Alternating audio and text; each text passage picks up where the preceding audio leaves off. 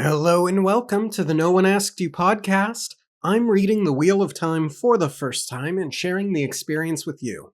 This is One Good Turn, The Eye of the World, and today I'm covering Chapter 2. Alright, I've just come off the heels of Chapter 2. The first thing I noted before I even started reading the chapter were the two pictures of the ravens. So naturally, I assume everything that happens in this chapter is being watched by the Dark One. It takes place right after the last chapter had left off.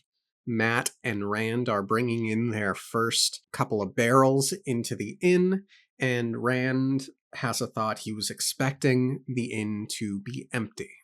More or less, presumably. I mean, he did just see Senbui walk in there, I think, in the last chapter, but he had been expecting it to be empty. He's surprised to find that there are several people in there, not just several people, but folks who are on the council, specifically. One of them is Master Luhan, who turns and sees the two of them walk in, and he gives them a very strange look, and Matt kicks Rand, and they sort of quickly make their exit to the back room or wherever it is that they were heading with the things. Now, Matt explains that he had pulled a prank which had inadvertently caused unintended trouble for Luhan and his wife. I guess he had dusted a goat or a pig or something in flour, and it made its way into Luhan's home and caused a ruckus. Somewhat humorous, and Matt presumes that's what the look was about, but I'm not so sure, because I'm paranoid, and I kind of assume the adults know many things, particularly the ones on the council, and there is this big mystery in this chapter of what it is that they are talking about so secretively. So I think they know who Moraine is. Got the name wrong in the last chapter. It's not Moira, it's Moraine. And I think they know that there's trouble afoot centered around a group of young individuals in the town, Matt and Rand included. So I think that's what the look was about, and I think that's what the city council is talking about that evening.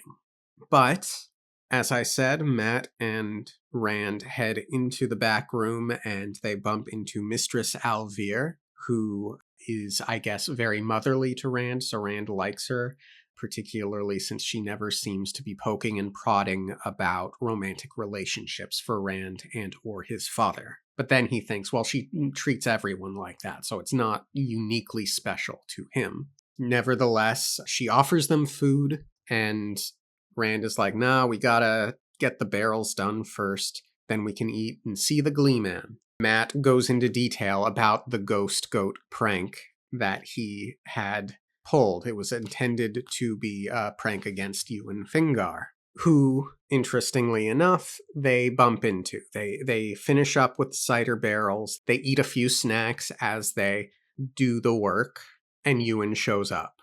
Ewan is telling them about the two visitors because he's excited about them. The woman is very noble. She has a very noble bearing. She's very beautiful. And it is a mystery why she's here. And then the guy with her, Lan, has a unique cloak that sort of blends into its surroundings. Matt and Rand ask if it was black, and essentially no, it is not. So Lan is not the strange, hateful being that the two of them saw. And Ewan has a bit of a crush, it seems, on this woman, and I suspect many of the younger men in town might as well. And then I felt a little bit of vindication because Rand is asking about these two visitors, and Matt is like, oh, right, I was about to tell you about them, and then you distracted me with the black cloak guy. And I was like, yes, I caught on to that. I saw that in the last chapter. I highlighted it. So I was happy that I got a nice little payoff to that. The three of them, Rand, Matt, and Ewan, all wonder what they could possibly be doing in such a remote village far away that even strangers consider to be south of nowhere, or something to that effect. We also learn that Moraine got on Nynaeve's bad side. So I guess Moraine didn't know that Nynaeve was the wisdom, and so she called Nynaeve a young girl. This offended Nynaeve, who gave her a dirty look or something. And I guess after Moraine learned that Nynaeve was the wisdom, she started treating her appropriately to the position. And then there was a line, "You know Nynaeve's temper. When Senbui called her a child last year, she thumped him on the head with her stick, and he's on the village council and old enough to be her grandfather besides. She flares up at anything and never stays angry past turning around." There's a little bit of, we're being told that Nynaeve is not someone who holds a grudge. But then I got the sense that there is something of substance to the anger that she felt for Moraine specifically. And that's me. It doesn't say she's someone who holds on to anger in the book, but I'm just kind of getting the sense that there might be something deeper going on there. Perhaps an inherent distrust or something to that effect. So that was all very interesting. More and more people have come to gather by the fire, and the mayor is speaking quietly with the rest. It's very hard to hear them. It's very clear that what they are discussing is very private. Mat tells Ewan that there's a gleeman, and Ewan kind of doesn't believe Mat because of the ghost goat prank that he pulled. But as far as we're aware, there actually is a gleeman, so yay. The three of them leave the inn, and both Mat and Rand, we're getting this from Rand's POV, but it's clear that they both sense a dark, ominous eye upon them. Then something led him to turn around to raise his eyes. On the edge of the inn's tile roof perched a large raven, swaying a little in the gusting wind from the mountains. Its head was cocked to one side, and one beady black eye was focused. On him, he thought. He swallowed, and suddenly anger flickered in him, hot and sharp. "Filthy carrion eater," he muttered. "I'm tired of being stared at," Mat growled, and Rand realized his friend had stepped up beside him and was frowning at the raven too. So, thus far it seems we know for a fact that the ravens are checking out Rand and Mat and Egwene. So all three of them, in my mind, are candidates for the Dragon Reborn.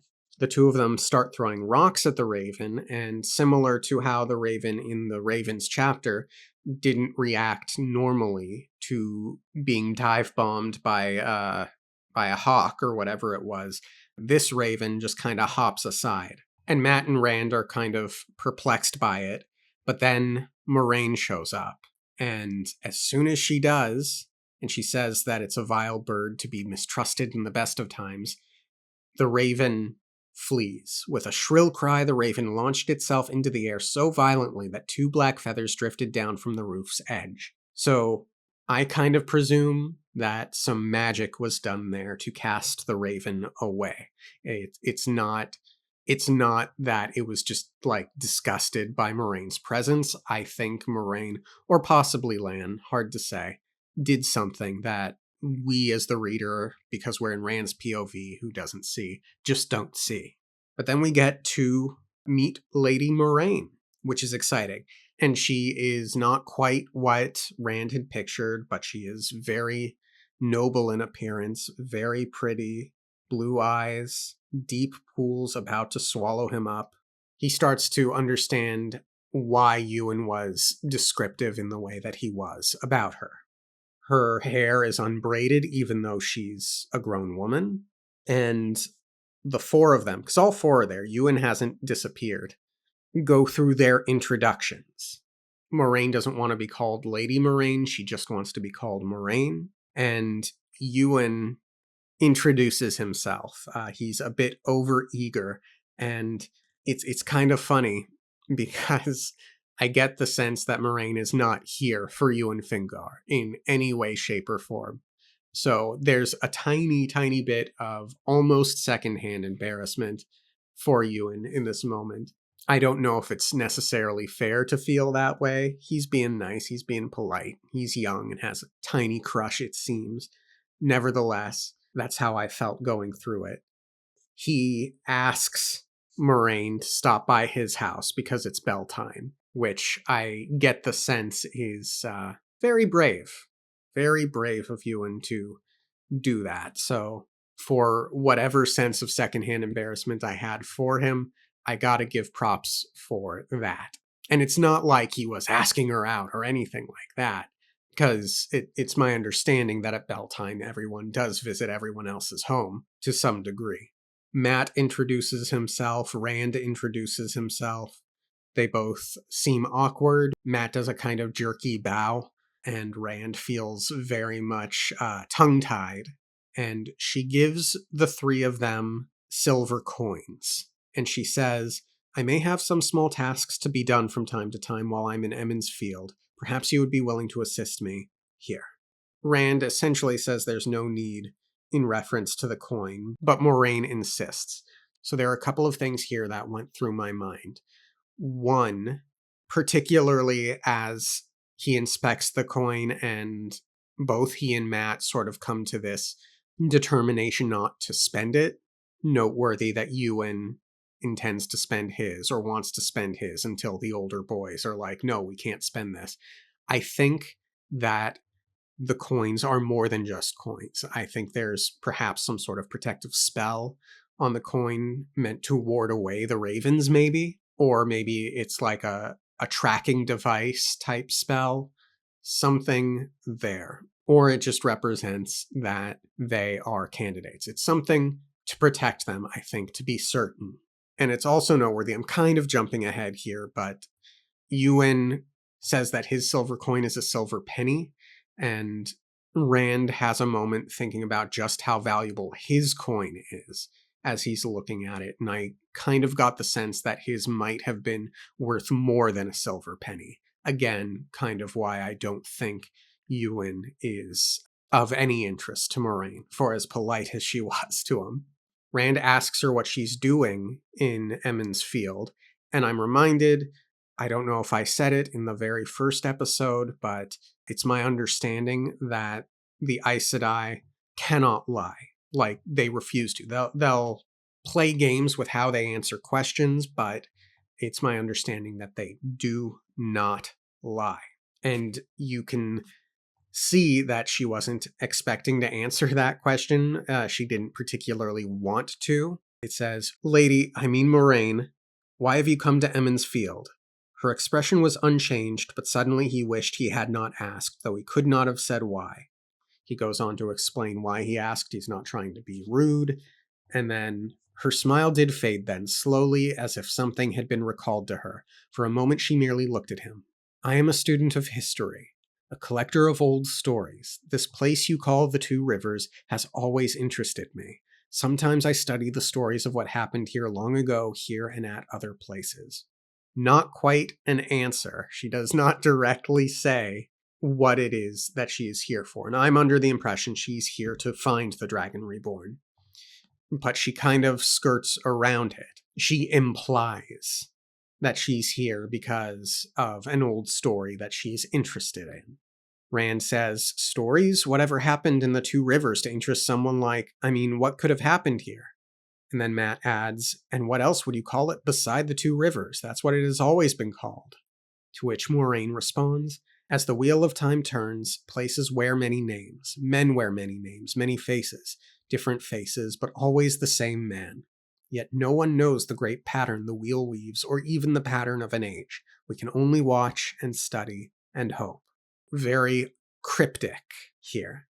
And then she says that we'll talk later, and she heads off. And that's when Lan shows up and joins her. He's interested in Lan's cloak, which again kind of blends into the surroundings. It's not the black-clad man that he had seen earlier. Ewan thinks he's a warder. I guess warders usually wear golden jewels, though, so Matt kind of dismisses the idea.